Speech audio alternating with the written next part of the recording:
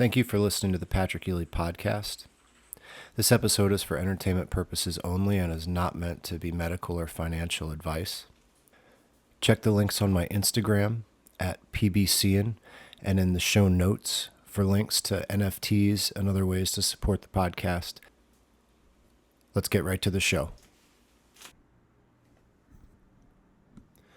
During my first couple of years as a chiropractor, I had this massage therapist couple who lived in like the swamp woods of Central Florida and believed in all sorts of extreme alternative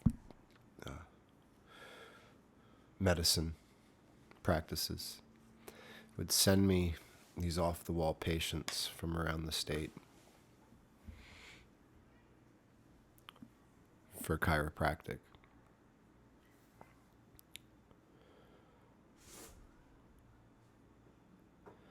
And one of the groups of people they sent me was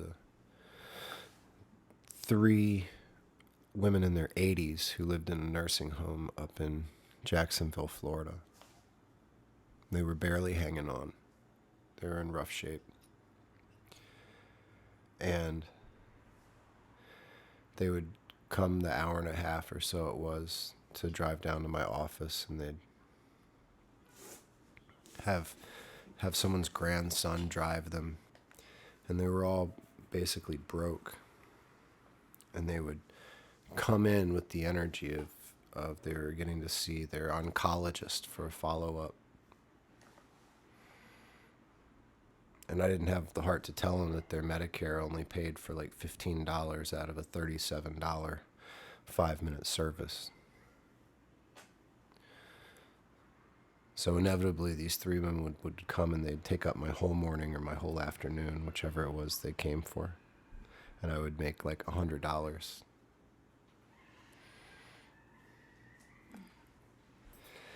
And I needed the money in a way. And I would just try and get them to come on a day where I didn't have anybody on the schedule yet. And I needed the patients. I needed the referral that was going to unlock all the other referrals for me. And they love coming to me. The reason they came so far away to see me was for one of two reasons. One, I had some sort of healing touch, and it was really special. Or two, the more probable answer, I was the only person at that time who was willing to do manual manipulations on 90-year-old broads. Everyone else was using like little like hot and cold therapies and this little clicker device called an activator that a lot of chiropractors use when they don't want to deal with the liability of actually hurting somebody, but something that probably doesn't do anything also. And I was in there cracking the shit out of these ladies. And they just loved it. And they would, it sounds dirty, but they would beg for it. We'd get in there and I'd be like, listen, we have done enough. I thought you were going to have a stroke right there. We got away with that. We don't need to crack your hip. And they would be like, I can take it. I'll sign a waiver.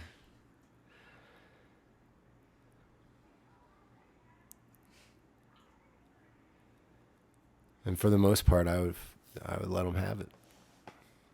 Everything went okay with those three. But I learned my lesson. It didn't always go okay. And once people get to a certain point, that's where I learned kind of the lesson of you just got to let some people go. Well, I'd learned that in my regular life too, as that prepared me for seeing that in actual healthcare. But some people are too far gone. The idealist in us wants everybody to live and make it and pull through and turn the corner, but some people haven't turned the corner of life, and they're not gonna. And you're kind of doing them a favor just letting that train come to a stop.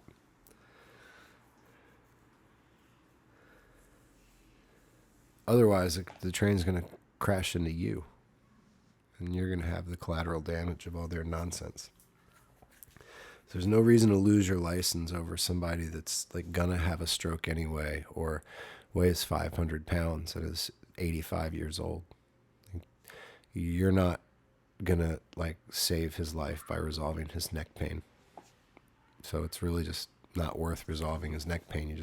You should most likely, as a professional and a business person, most likely let them have neck pain. Let that be okay. It's really the least of their problems. Probably as a chiropractor, the reason they're coming to you for neck pain is just because they're bored and lonely and want something to do. And old people love using their insurance because it's free. Like Medicare, they're like, well, I paid for it. I bought into it. And then if they happen to have a supplement from somebody's work insurance that covers everything, basically you just get a bunch of free stuff. So sometimes 20 of the 40 medicines a geriatric's hopped up on when they come into your office, so they're just for fun. But these ladies swore I was helping them a lot. And Miss Thea started sending me some people under the age of 50 from around town. Turned out she knew a lot of people around town. She had been a writer in her younger years, and was currently a water aerobics instructor for old folks. Silver Sneakers, I believe, is the term, at the local YMCA and at her old folks' home that was in Jacksonville. So she knew a lot of folks.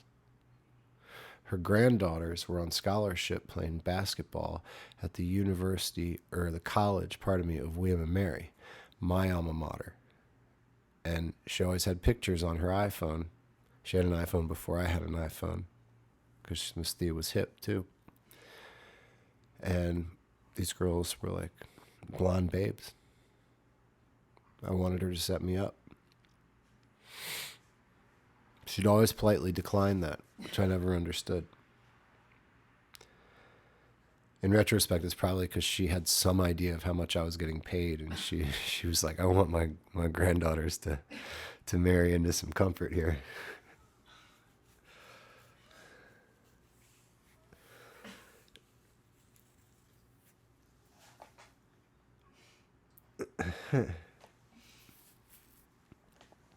But anyway,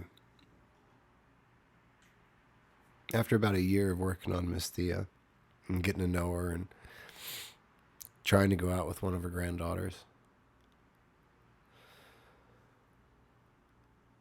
she says, I've got a very, very special visitor for you. They're going to come and visit you. They've got plenty of money. They're staying in their own hotel, but I speak very highly of you. And my brother Peter, who's a doctor himself out in Texas, is going to pay you a visit. And I was like, oh, that's very exciting. Yes, she's like, he's a very curious case, and I'm going to leave it to him to explain it to you. But he's hoping you might be of some service to him. Now my interest was piqued, and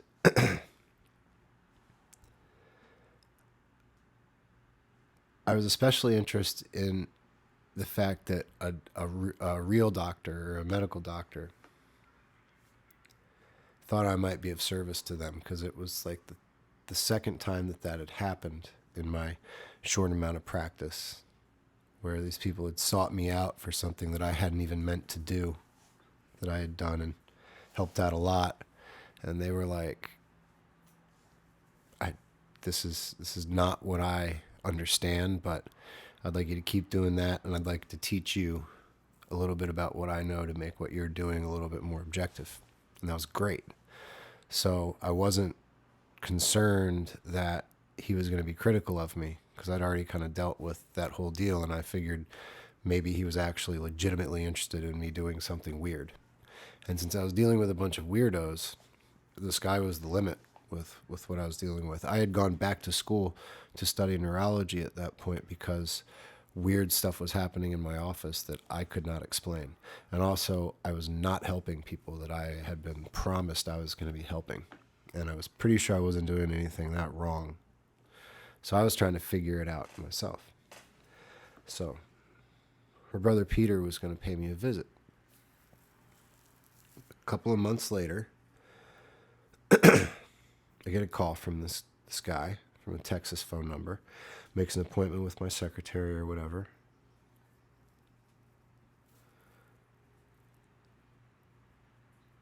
For a new patient, he wanted to pay cash, and she had told him that I had a special offer going on. The $150, including exam and x-rays for your first visit. Which was fucked because she had promised him he was going to get this great deal, and he had also told her, because his sister had said this is how nice I am, that he could have at least half of my day to himself when he made the trip.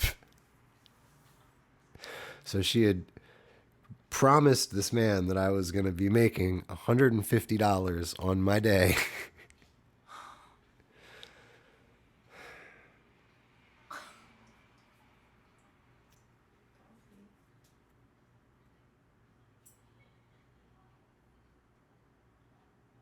So beggars can't be choosers.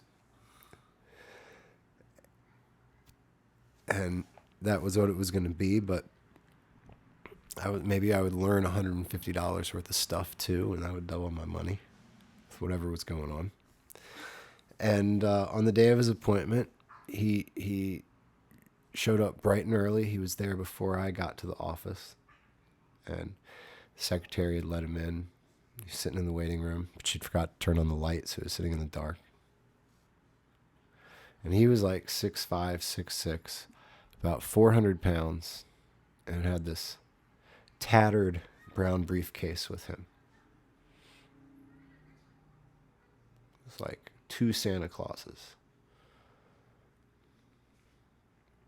I was kind of shocked. I just had never seen a doctor that looked like this.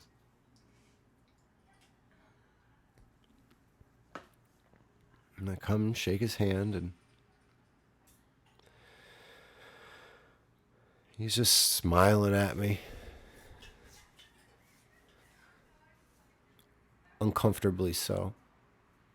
I invite him to the back to my like little office. And we sit down, me behind my desk, and he opens his briefcase and puts it on my desk, and it's just one giant file. And Dr. Peter explains to me that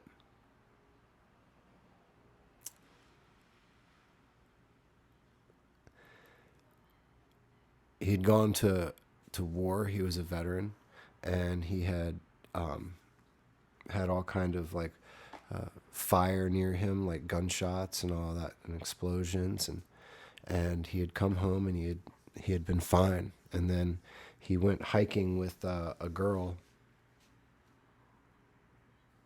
in his mid-20s, and they had some sort of accident, and they were stranded up on a freezing mountain for the night.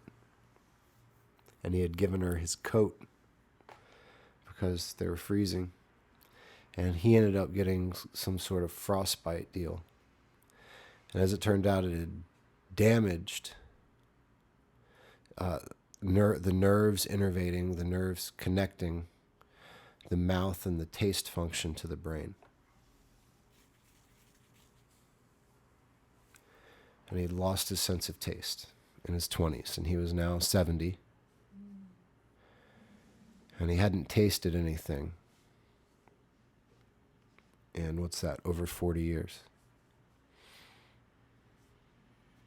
And it was the great tragedy of his life because,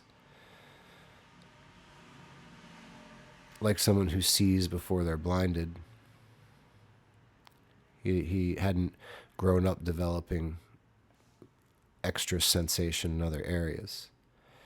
He had grown up developing his love of flavor, and it was gone. For the most part, his smell was gone, but occasionally he would get whiffs of things. But taste had been gone for his entire adult life. And it had become a source of depression and an aspect of fixation for him, where he'd gone all over the world and spent hundreds of thousands of dollars, if not more, on desperate cures, and he'd had multiple surgeries using Western medicine in the States to try to cure the innervation, the nerve innervation, the nerve function in his mouth to his brain so he could taste, and nothing had worked. And he also often, during his periods of depression, would get so frustrated by it that he would eat and eat and eat and eat. This was a very fat man. He would eat and eat and eat and eat, just thinking that, just like his smell would occasionally show up, that he would get a taste of something. And he remembered that he had loved the taste of dessert and stuff like that, and he would just eat gallons of ice cream in a sitting at times. And as I listened to all this, I really felt for him. And I also saw a man who had never developed any self-control as I listened to his stories. He had many other errors in his life of excess, and a lot of torment that he dealt with through different sorts of abuses and pursuits. But I also felt for him in that I really liked food too. I was somebody that had gone through a lot of periods of avoiding social type fun activities and spent years, quote unquote, sober. And one of the joys in life when you don't have those other dopamine surges is delicious food. I was also someone who had spent a lot of time chronically dieting, and part of the motivation for the diet is that light at the end of the tunnel when you get to eat whatever you want, and you get to eat it without any sort of guilt, because you know you're at a deficit where you can afford to eat as much as you're going to eat in a couple of days. And for those couple of days, it's just a sweet way to be when you're constantly otherwise going up and down through a guilt cycle about eating what you want. So I had a lot of compassion for this guy. Plus, it was a really interesting story. It was random. And he said, with his background as a doctor, and he had actually been retired and teaching at, I forget which university, a little bit part-time for the last several years.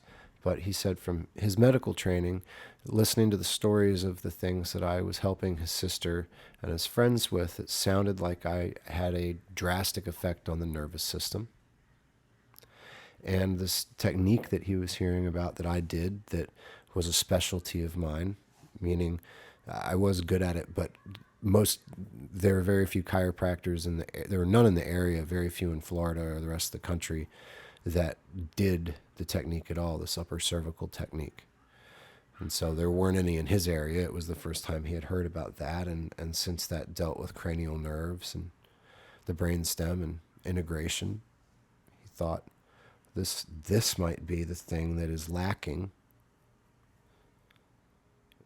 in my ability to taste.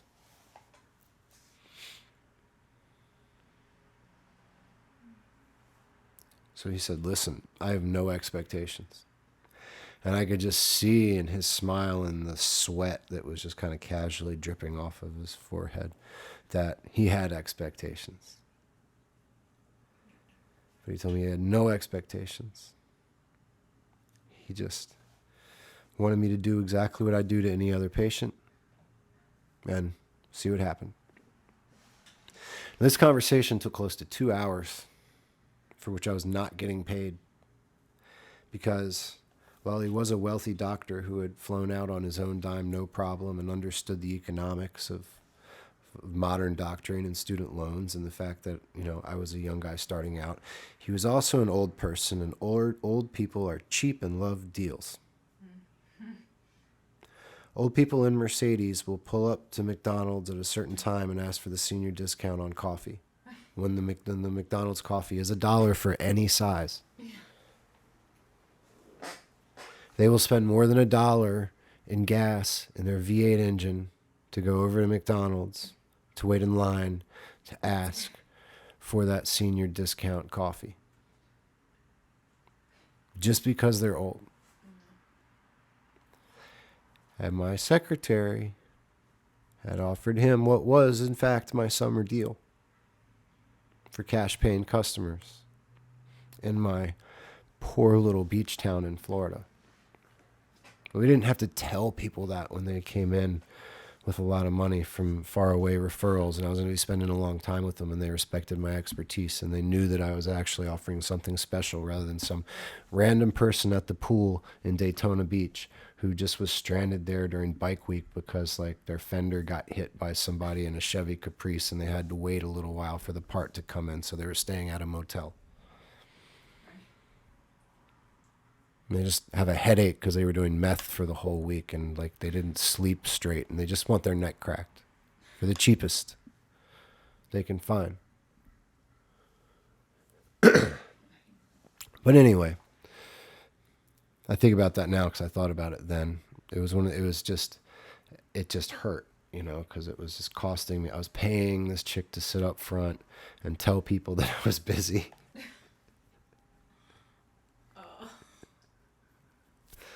And like the lights were on in here and there, and my x-ray machine was running because I wanted to warm the thing up because I didn't think it was going to be 2 hours of this. And then he was like, so do you want to look through my file to figure out how you're going to treat me? And I'm like, no, I don't.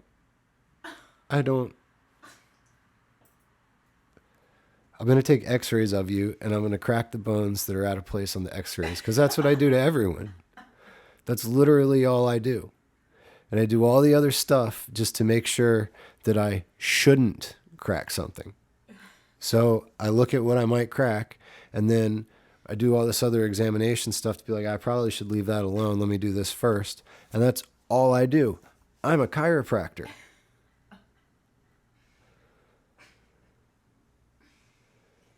Guess what? That's all any chiropractor does. Most don't even take x-rays. They just adjust what feels funny. That's literally what they do. The thought that a chiropractor actually cares about your records for any reason other than trying to find some reason for you to think that you should pay him a little more money for some random service is out of their mind. Now, I know a couple of chiropractors who do not adjust. So they're the exception to the rule. In fact, they look at people's records and they tell them what to do outside of adjusting. Maybe they help them with nutrition, right? Like, I used to do that. You can do that. But I'm talking about you go into a place to get adjusted. You want your neck cracked. It doesn't matter what any of your shit says. You're just getting your neck cracked. There's no like, I'm going to give you the the Johnson & Johnson neck crack instead of the Procter & Gamble one. No, it's just a neck crack. And if you like look all old and haggard, probably won't do the neck crack as hard as if you're like a linebacker. But anyway, what I told him was, listen, man, I do have to see someone today at 4 p.m. And if I read your briefcase, I'll be here till 4 a.m. So how about I treat you? And then I'll take a look back at your notes because it seems like you've done a really neat job here documenting everything as a physician yourself. And, looks like some good bedtime reading. But how about we take some x-rays, and do a little exam to make sure it's safe to actually treat you. And then we'll take a couple minutes. And I had this exam down because a neurologist had taught me my physical exam. I examined his cranial nerves, made sure everything was intact, made sure he wasn't going to just stroke out on me. Like, he could still stroke out on me, but wasn't going to be doing it from an adjustment or something. Made sure his blood pressure was okay, even though he was sweaty fat. He was straight. We took these x-rays. Boom, boom, boom. Terrible spine. Looked like the spine of a 6'5", 450 pound person who was in their 70s. Yeah, what you'd expect. And he's like, do you see anything? And I'm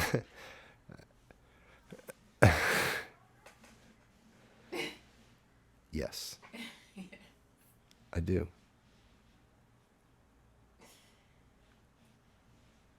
And I had to make a choice. I could take this gentleman and I could treat him like Chuck.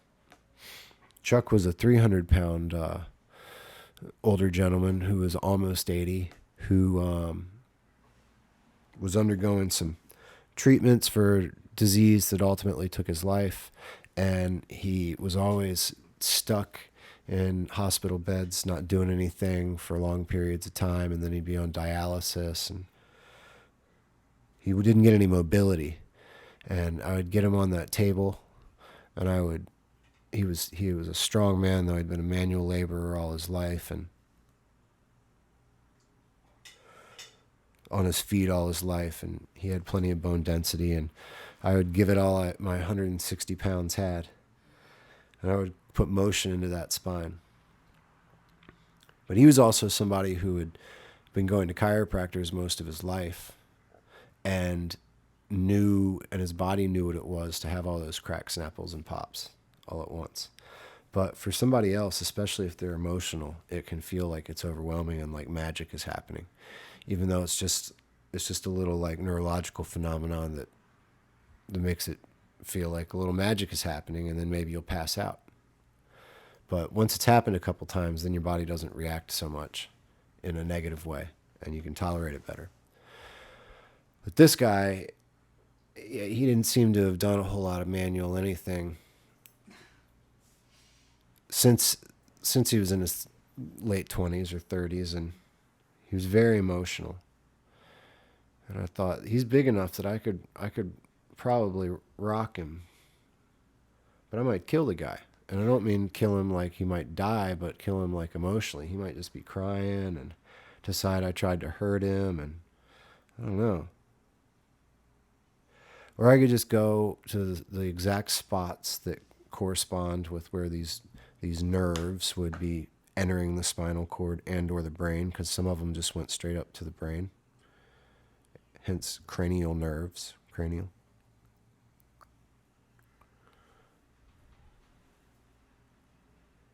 So maybe I'll just do that, and maybe I'll just do that very gently. He's not really going to know the difference. And I don't really know the difference. I'll make sure like I do it, but I'm not going to try and wham on him. Just a little pink. So I do some X-ray analysis, and he thinks that's really interesting. And then I give this guy 2 adjustments in his neck. And as he's laying there after this, the second one, which was an upper cervical adjustment that was really gentle, this look of joy comes over his face. He was laying on his side. And he smelled the room. I said, oh my God, I can smell. What did you do? And he was too busy sniffing for me to answer, and I didn't really have an answer, so I was enjoying him sniffing the must, that Florida must. And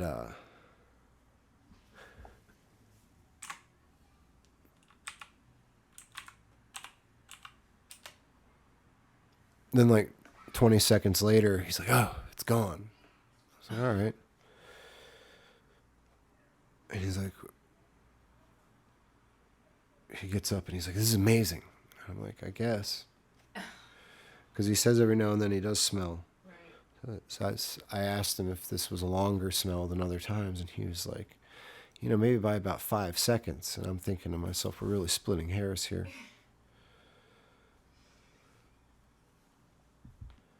And Dr. Peter goes, we must go to lunch. And I'm like, oh yeah? Look at the clock. I am hungry as hell right now. All right, let's go to lunch. So I take him down to this place called Boone Docks, which was on a dock in the boonies on the intercoastal in Florida, basically in the beach swamp. And we got some fried snook sandwiches and fucking like hush puppies or something, but with a lot of hot. He got all these sauces and things, and he's just crushing food. No smell, no avail. I mean, no taste. He's not tasting anything. He just keeps going. He goes through 1, 2 entrees, orders a third. Gets halfway through. He's like, "Do you want this?" I was like, "Actually, I'll take half." You know what I'm saying? I started getting hungry watching you eat that second when I got a little jealous. I was like, and so I ate his sandwich, and then he never tasted anything, and he was like, "All right, I'm coming back tomorrow," and I was like, "All right," and I was like, I was quick on my feet. I said, "Tomorrow, it's gonna be," I forget how much it was gonna be, but tomorrow was expensive. Tomorrow was just as much as the day one deal. It might have been more, because I needed to do re-X-rays to see what the change was going to be. I thought ahead because I knew this guy was going to talk my ear off for 2 hours, and that was true. If he wanted the whole deal, then a post X-ray was appropriate. But I made sure I caught him, and he didn't think he was just going to be paying my $40 office visit fee to talk to me for 2 hours about what he thinks about his smell for 20 seconds. About which, again, I'm very, like, I'm feeling for him, but I also do not care. I had given up on a lot more at that point in my life than this man had at 70. He was still believing.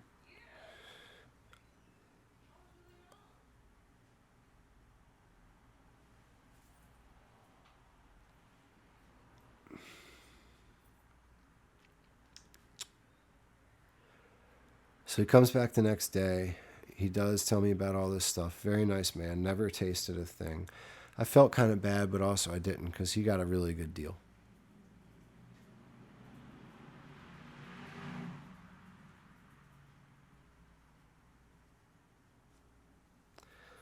And I knew that I had given this guy more attention than any MD that he had ever seen in his life, even if he was his buddy. And not even by choice. He just kind of like demanded the agenda, being twice my size. And a fast talker, Dr. Peter. But he left after the second day and wrote me a very kind thank you note.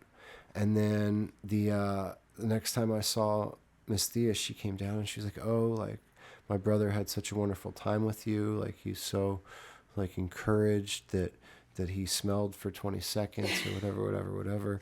And she's like, and you know, we've talked about it very seriously, and we knew you in our previous life." And I was like, huh?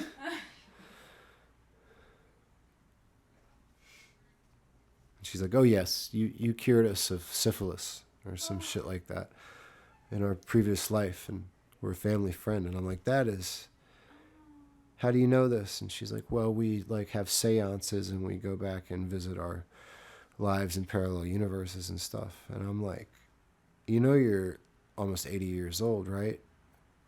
Wait, no, you know, you're in your 80s, right? She was like, "Oh yeah, we still do this." And her head was like wiggling as women in their 80s heads do. You know, the whole body's always just trembling, whatever they're using.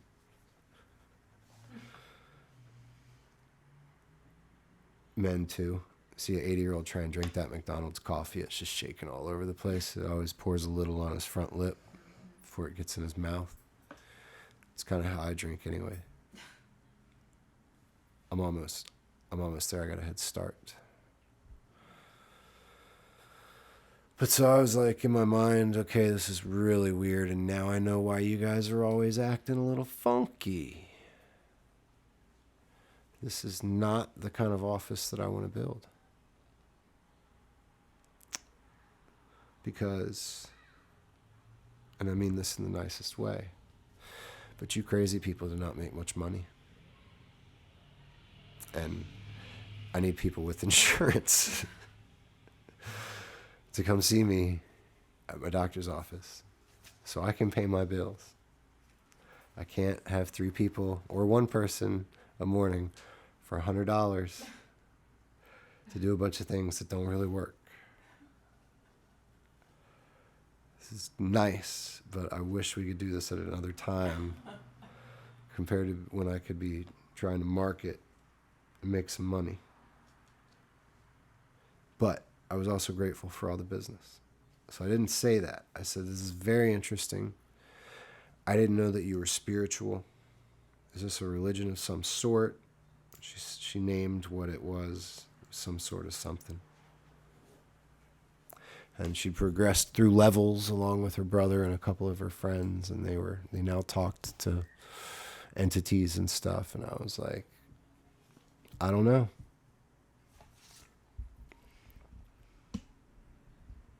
I do not know.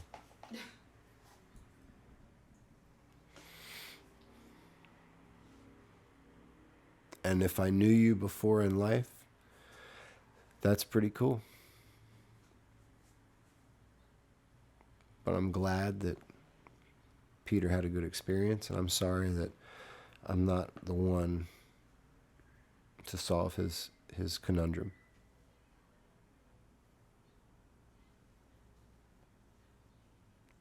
So when I got the Delta COVID, and then out of nowhere, I realized I can't smell or taste, I thought of Dr. Peter.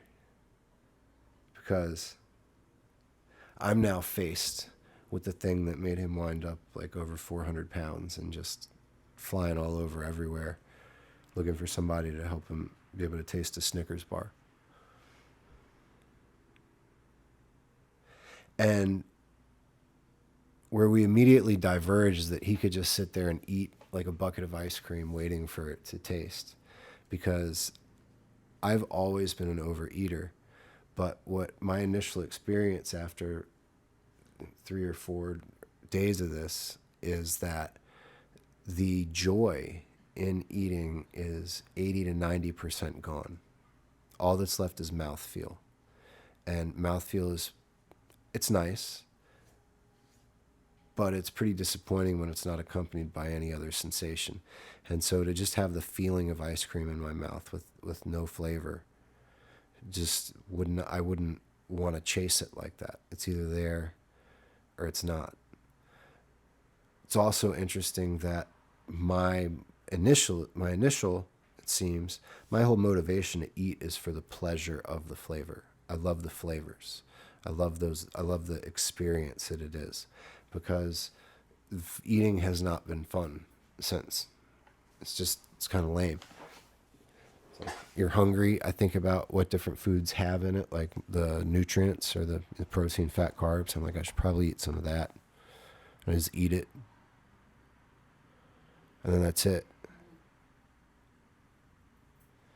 And so, in theory, if I stayed this way, I might be like in really good shape all the time.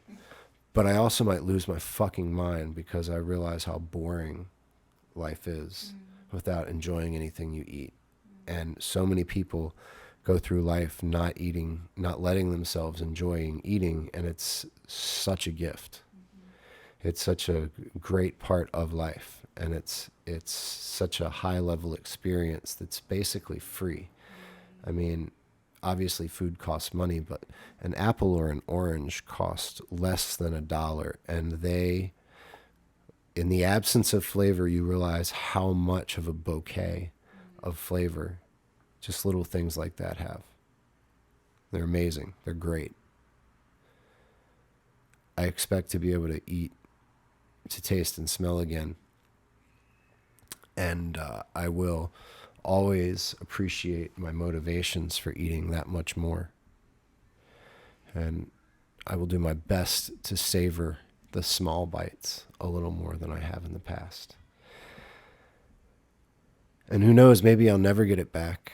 And then that'll be the real test to see how I hold up after like 2 decades. And maybe I'll be crushing boxes of ice cream and eating whole pies all at the same time just to try and get a taste of all the things I remember.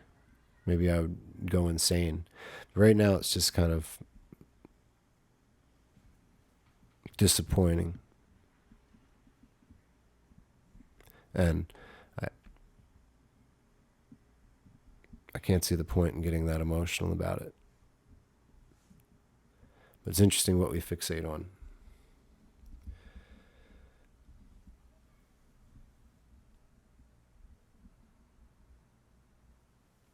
those kind folks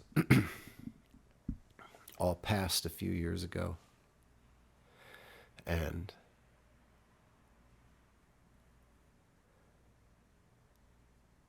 not with any regularity, but every now and then when they cross my mind, I'll wonder.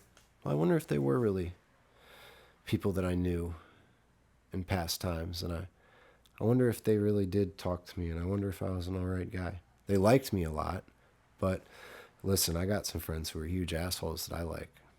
That doesn't necessarily mean too much. But in subsequent years, I've heard all sorts of different people's religions, and sometimes in religions that talk about past lives or parallel universes, stuff like that. Groups of spirits run together, and they do experience multiple lifetimes in different configurations, but in the same group. That would be wild if they were part of my group. Some random folks, but with some interesting similarities, like William and Mary in our bloodlines, and no sense of smell or taste.